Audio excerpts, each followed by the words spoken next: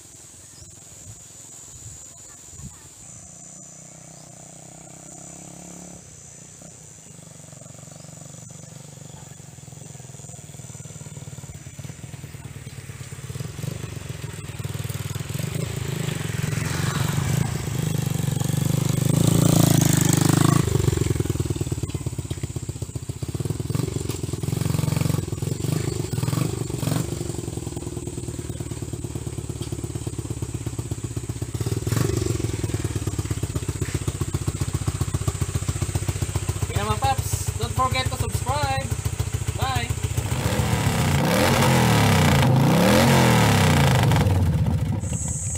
Good morning mga paps. Welcome back to my channel, The Mechanic PH. Kung bago ka pa lang, huwag mong kalimutang suportahan ang aking channel. Huwag mong kalimutang i-click yung subscribe button. More on motorcycle vlogs, auto vlogs, auto repair tsaka maintenance ng mga sasakyan ng mga videos sa channel natin. So ngayon ay itutuloy natin yung pag adjust nung contact point natin. So isang paraan yung ginawa natin na sa naunang video na kung saan ay nag-a-adjust tayo ng mano-mano. So yung pag-a-adjust ng mano-mano, no, ilalagay natin yung gap, lalagyan natin ng gap yung contact point ng ating motor sa pamamagitan ng pag-a-adjust dito sa adjuster niya habang naka highest point yung cam. May cam kasi itong magneto natin. Kapag naka highest point yon, itutulak niya yung breaker arm ng contact point para magkaroon ng clearance yung contact point, at doon naman ngayon magkakaroon ng kuryente yung ating motor kasi matitrigger nung primary coil yung ating contact point. Okay, habang nakadikit kasi yung contact point, habang nakadikit yung contact nya, walang kuryente na lumalabas doon sa ignition coil natin kasi naka-ground yung primary coil natin, naka-ground. So grounded siya, hindi siya maglalabas ngayon ng kuryente. So kapag bumuka yung contact point, nagkaroon siya ng gap o clearance, doon mai-energize ngayon ng mabilisan yung primary circuit natin papunta doon sa secondary circuit, which is doon sa ignition coil. Okay, so ito yung old ignition system na ginagamit sa ating mga lumang mga motor, na kung saan yung pag-o-open at close ng circuit ay mano-mano sa pamamagitan ng contact point na tinatawag. So kailangan naka-timing ang contact point natin para maganda yung andar at hindi papalya-palya yung makina. So importante na accurate yung timing natin dito. Kapag nagsiset nito, may sinusundan tayong clearance. Ang tolerable clearance nito is from 12,000 to 16,000 usually. Yung iba 18,000 of an inch. Pero yung 14, pwede na yon kasi nasa gitna siya. 14,000 of an inch. Sa feeler gauge napakanipis lang nun mga paps.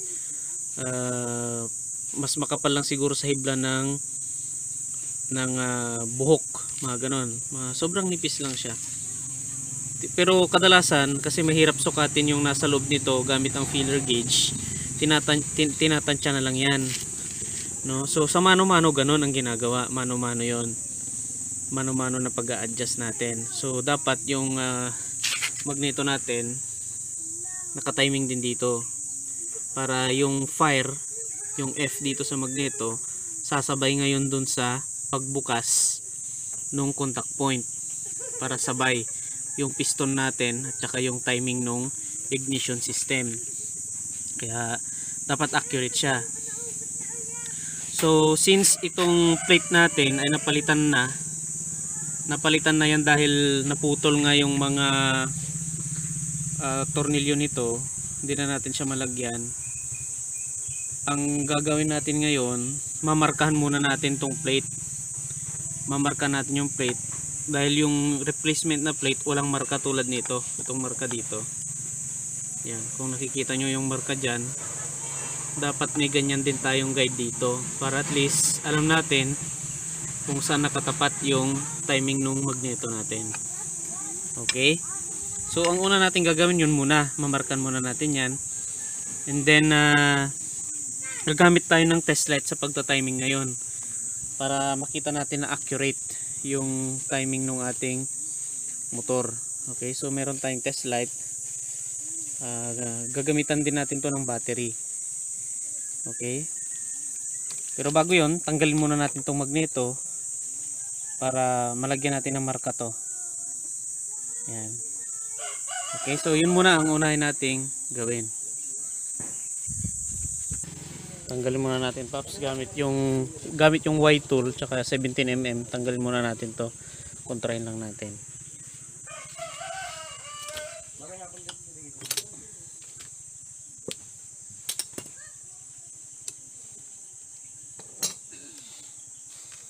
Tapos kakailangan natin ng puller, magneto puller, para matanggal yung magneto.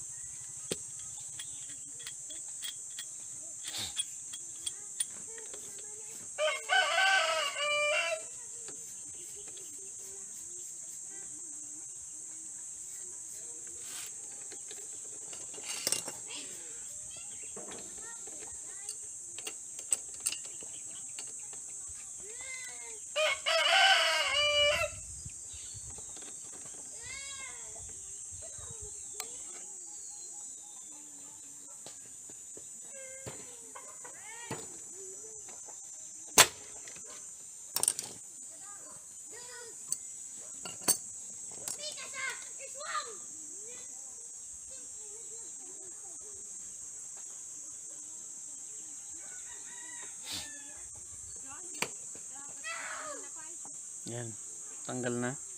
So may konya dito mga paps. Dito yung konya. Yung konya ng magneto natin nandun.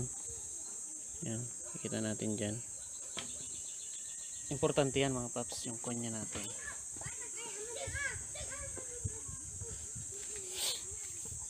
Tapos sukatin natin yung timing.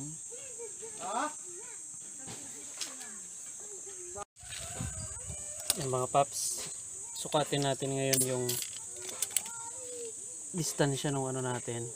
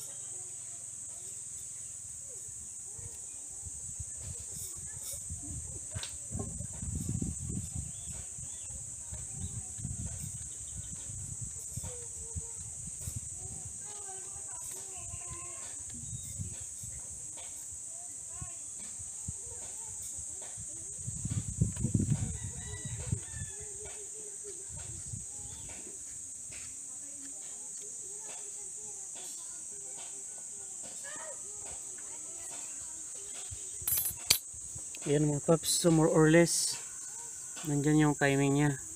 Nilipat lang natin kasi walang timing yan eh. May timing mark. Ayan, more or less nandyan yan. So okay na. Ngayon tatanggalin natin tong primary coil nya kasi puputulan natin yung wire dahil papagapangan natin ng wire ito mamaya pupunta doon. Okay.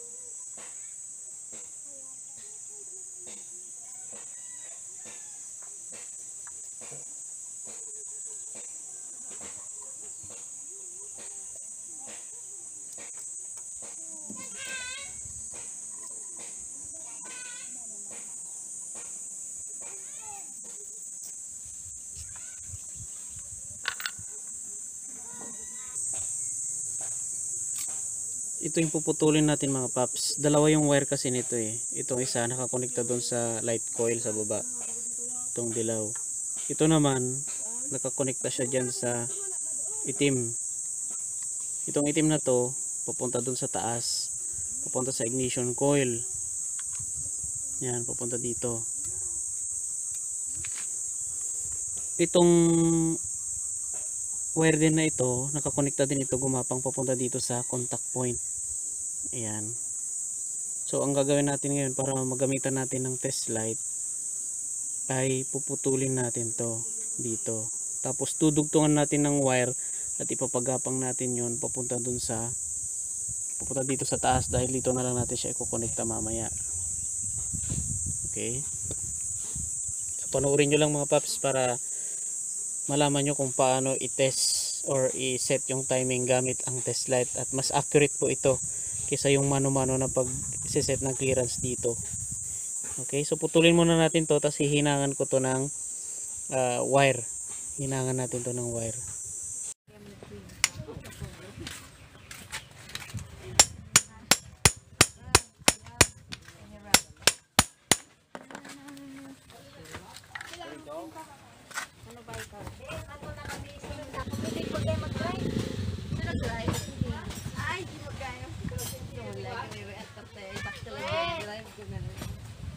Putulin natin to.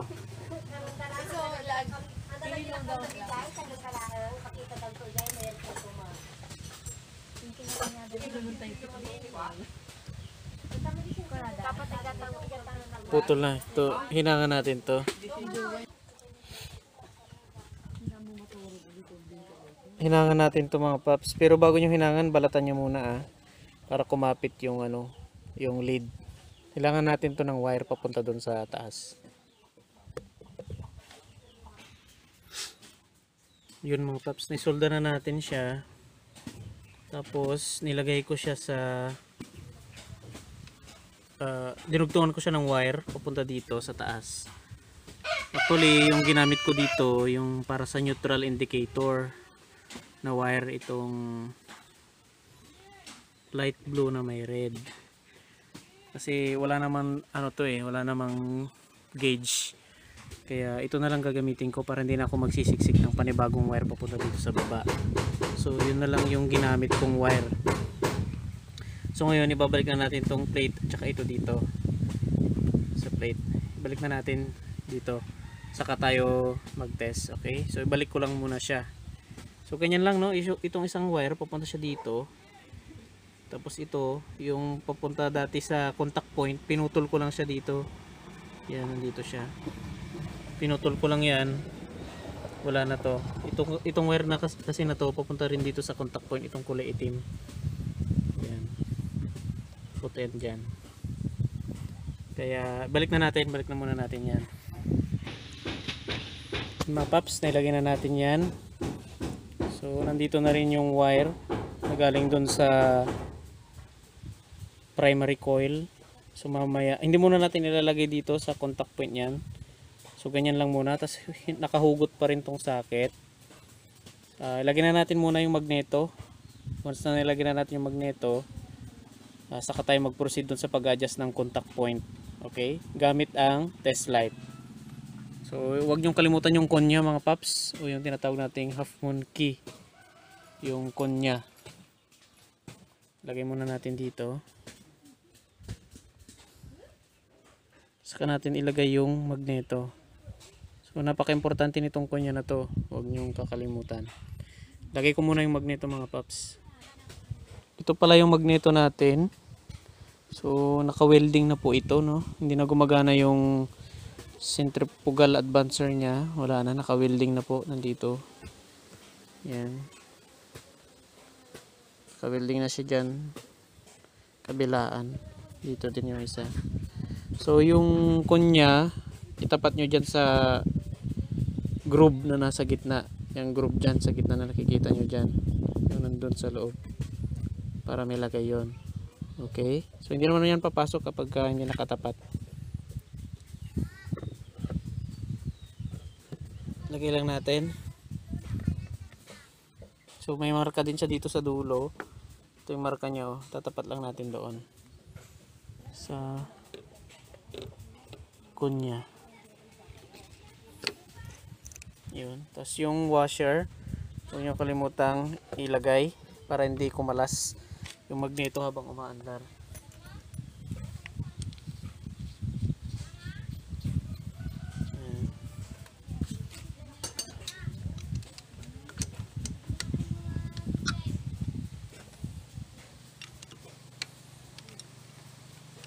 Higpitan lang natin. Ito lang higpit.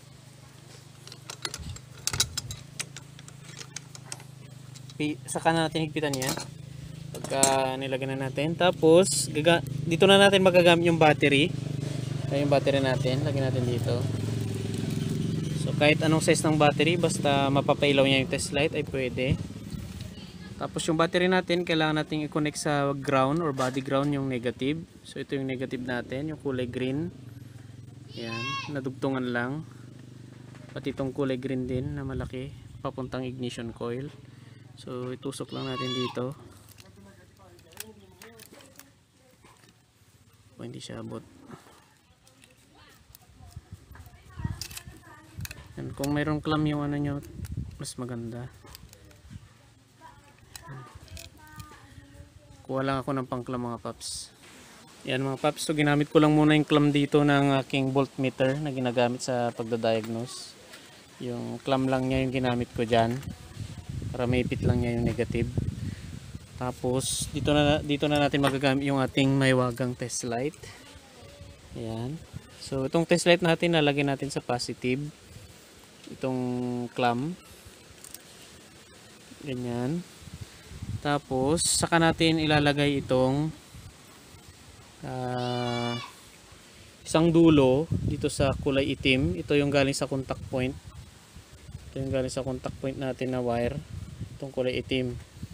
Yan. Kung maalala nyo, nakadugtong din dyan yung primary coil natin kanina. Ito. Kaya lang, tinanggal natin yung pagkakadugtong at ito na yung nilagay natin na wire. Itong may red na lining. Kasi hindi natin siya matitest light kung nakadikit yung primary coil. Dapat yung contact point lang muna. Okay? Para ma-adjust natin ng maigi. So, ilapag ko muna tong camera natin. Ayan. So, pag i-testing muna natin tong test light, pakita ko lang na umiilaw siya. Lagyan natin sa negative. Ayan, or sa body ground. Ayan, so good, umiilaw. So ngayon, ilalagay natin dito sa black itong ano natin, or dito sa sat. Ayan, napisto na natin. So nakatusok pa rin yung test light natin dito sa black. Ayan, makikita nyo naman dyan sa black. Okay, so all set na tayo. Pwede na tayong mag-adjust ng contact point. So kung maalala nyo mga paps, nilagyan natin ng marka kanina itong plate para dyan natin ibabase yung timing, yung firing ng ating makina. So yung letter F, yan, nandito yung letter F natin. So dapat yan itapat natin dun. At pag nakatapat yan dyan, dun din yung oras dapat na nakabuka or nakabukas yung contact point. Meron siyang gap dapat.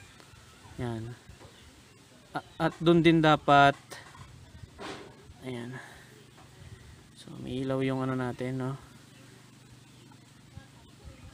Umiilaw siya pag inikot natin. So ikutin ko muna para makita nyo, no? Ikutin natin. Yan. Yan. Dire-diretso lang yung ilaw niya. Pero once na nakatapat na yung letter F dito, yan, letter F, dapat dyan siya mamamatay. Yan. Para ang sa ganun ay sakto yung timing niya. Yun nga lang, pagkalampas niya dito, hindi pa rin umiilaw yung test light. Dapat dyan nakailaw na siya. So kailangan nating i-adjust yung contact point. Yan. Okay. So ganun pa rin yung procedure. I-adjust pa rin natin dito sa ilalim gamit ang flat screw. Okay. Kapag hindi umiilaw mga paps yung test light habang inikot natin to, ibig sabihin masyadong malayo yung clearance ng breaker ng contact point. Kaya kailangan nating ipaglapit. Paglapit natin sila. Okay. So i-adjust natin ulit. Luwagan nyo lang gamit tong flat screw. Luwagan natin. Saka natin i-adjust. Yun, may ilaw-ilaw siya pag nadidikit natin yung ano. Dumidikit yung wire dito sa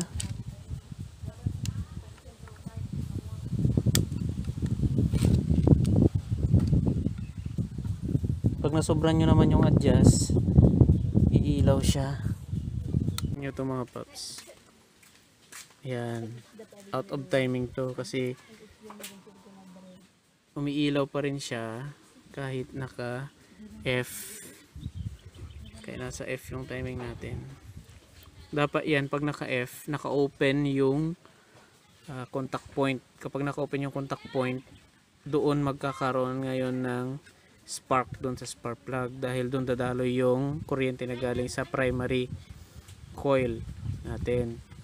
So sa case na to, delay yung timing niya kasi yan o, makikita nyo F umiilaw, pero pag pinihit ko pa namamatay doon sa T, which is supposedly sa F siya namamatay. Yan.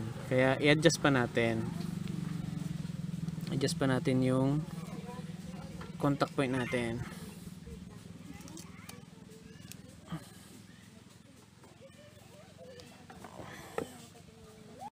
So i-explain ko lang sa inyo mga paps ng mabilisan kung bakit natin ginagamitan ng test light. Ganito kasi yan. Ang operation ng contact point system ay nagsisilbi itong mechanical switch. Mechanical dahil mayroon itong breaker point, itong dalawa. Ito yung movable point, itong gumagalaw na ito. Tsaka naman ito naman yung stationary point, yung nandito sa taas. So ngayon, itong movable, ito yung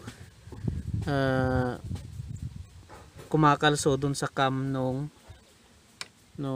magneto natin. So mayroong highest point at saka lowest point itong cam nya. So mapapansin nyo dito, hindi pantay yung bilog nya. So ito, nandito yung kanyang highest point. Nandito, ito naman yung lowest point nya.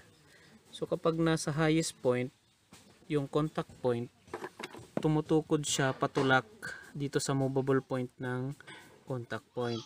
Yan, tutukod siyang ganyan at magkakaroon ng clearance, yung tinatawag nating air gap dito sa dalawang breaker point natin. So yun ang importante na ma-achieve natin sa contact point, yung clearance para tama yung kanyang timing. Dahil kung hindi natin na-achieve yun, palyado yung makina natin. Kapag nakasara itong contact point natin, magkadikit yung mga yan, nakikita nyo umiilaw yung test light natin. Ibig sabihin yan, grounded yung kuryente na galing dito sa primary coil. Grounded siya kasi nakadikit siya sa ground. Pero once na nagkaroon yan ng clearance, mamamatay yung ilaw, yung test light. Doon naman ngayon matitrigger yung ating doon makakapasok yung kuryente galing dito doon sa papunta sa ignition coil at saka dito sa condenser. Yan.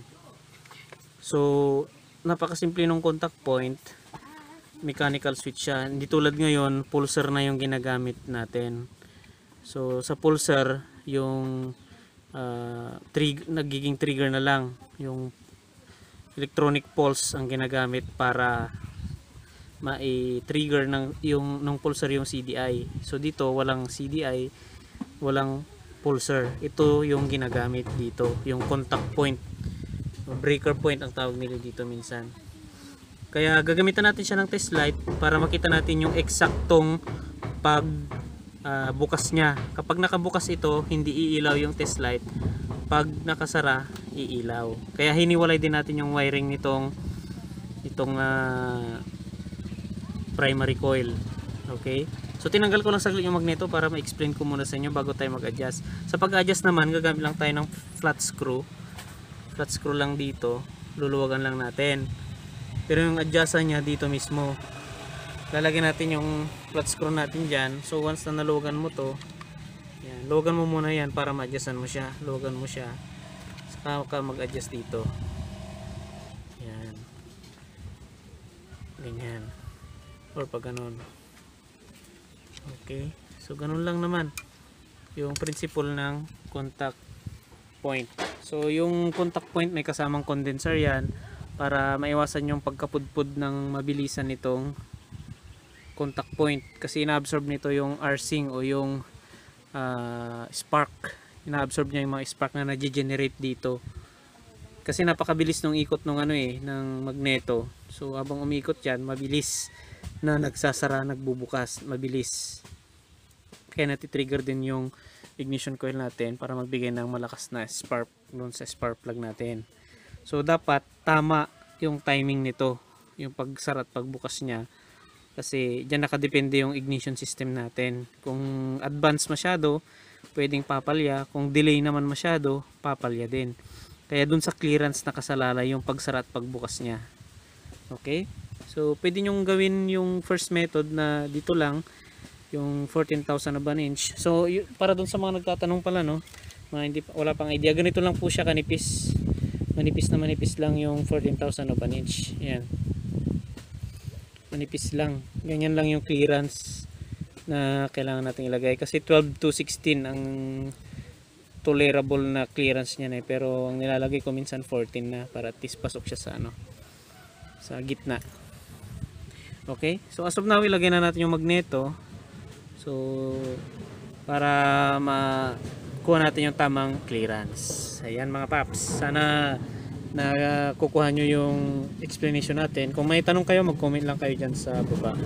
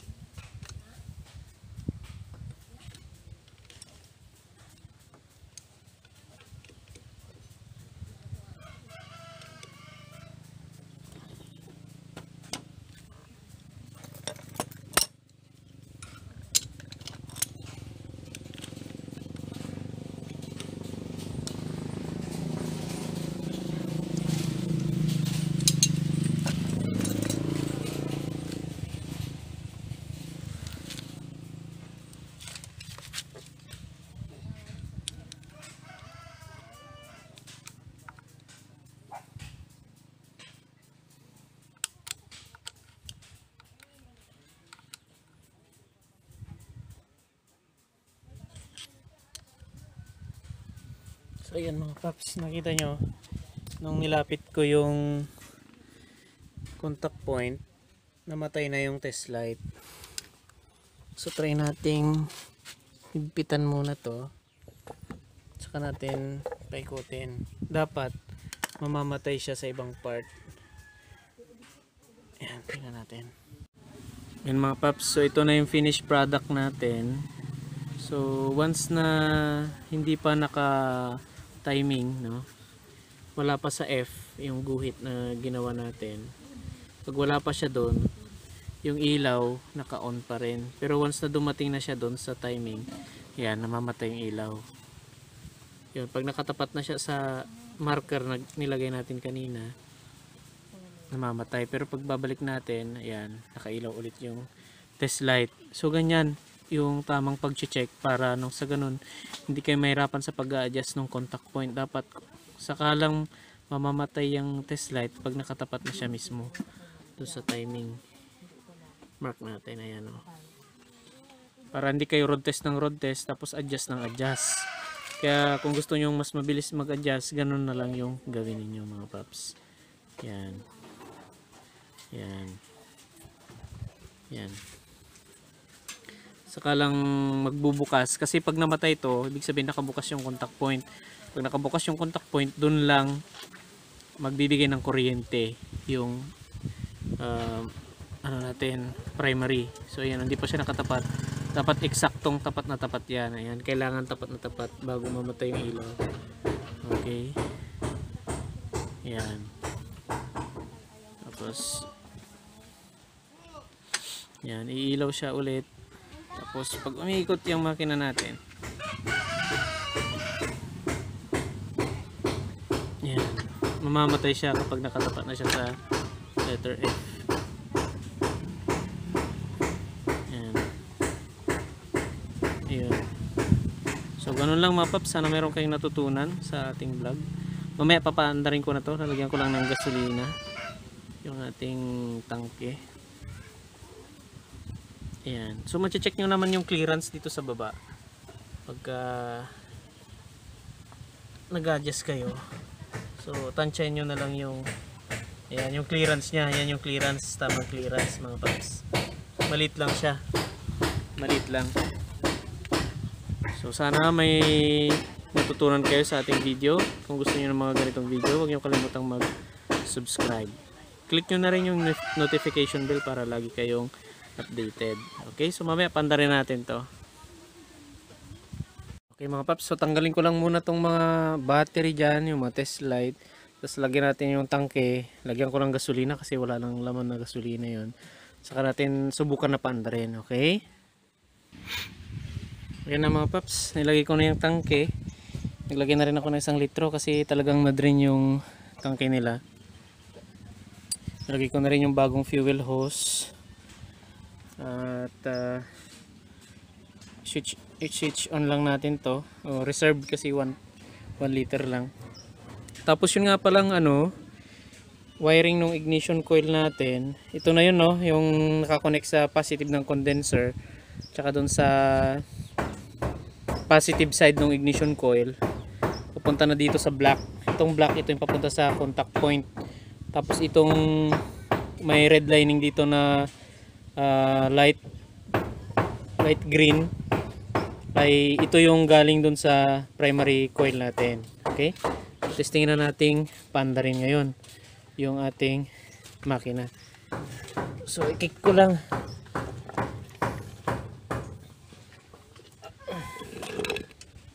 Ayan.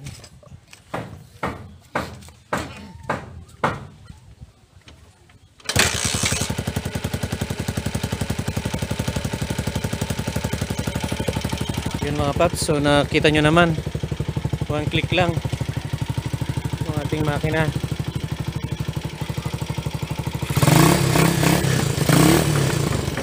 So maganda yung acceleration nya, maganda yung timing, walang palya.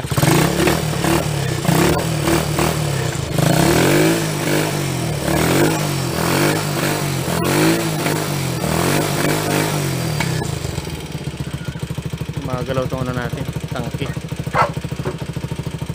Madali siyang panda rin, tsaka yung nga walang palya. Patayin muna natin. Yan.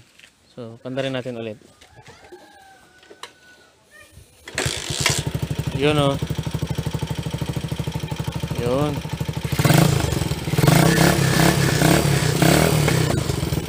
Okay, sana may natutunan kayo pa, mga paps. Saka kung gusto nyo yung mga ganitong mga videos ay huwag nyo kalimutang mag-subscribe. Maraming salamat. God bless. I-road test natin ngayon yung Honda TMX 125 na tiniming natin gamit ang test light.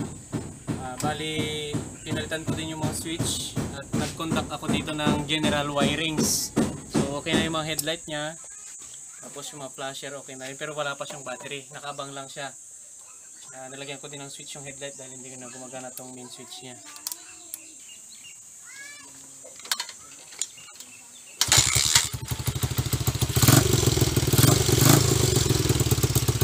Pakita mo yung ilaw.